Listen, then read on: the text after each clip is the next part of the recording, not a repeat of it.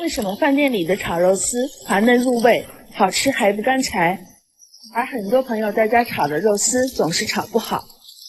不是粘锅，就是炒出来的肉丝口感不好。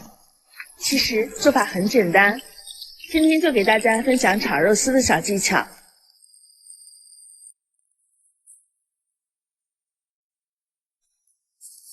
首先买回来的外脊肉为了好切，先放在冰箱冷冻1小时，然后我们顺着纹理给它切成薄薄的厚片。圈个好物，一定要准备一把锋利的锻打锤纹刀。大家看一下，肉片的厚度大约是3-4毫米，像这样子就可以。然后我们来均匀的切成细丝，每一根肉丝都确保它在4到5指长，这样子口感成品最佳。切好之后放入凉水中，解冻的同时我们抓出血水，这样肉丝吃起来就不会有腥味。然后控出攥干水分，放入一个大碗中。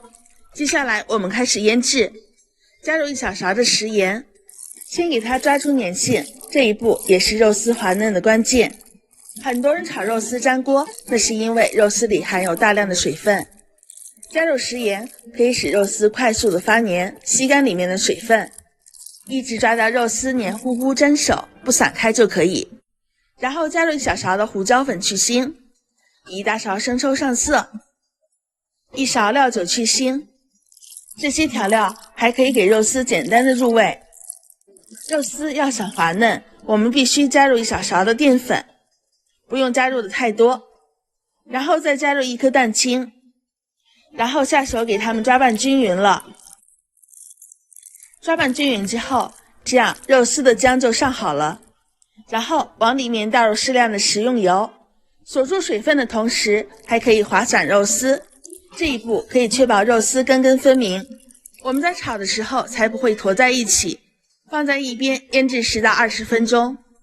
接下来我们准备2根尖椒，去蒂去籽之后改刀成细细的长条，红绿搭配，看着就非常的有食欲。切好之后装入盘中备用。炒肉丝火候非常的关键，一定要热锅凉油，下入上蒸好的肉丝，然后用筷子迅速的把肉丝滑散。炒肉丝的油要比我们平时多一些，这样炒出来的肉丝不干也不柴，特别的滑嫩。大家看一下，一点也不粘锅底，一直炒到肉丝断生，颜色变白就可以。接下来迅速的放入葱姜蒜片，快速的给它炝锅，炝出食材的香味。然后加入1小勺食盐，1小勺鸡粉，1小勺五香粉，再来点老抽上色，快速的翻炒均匀。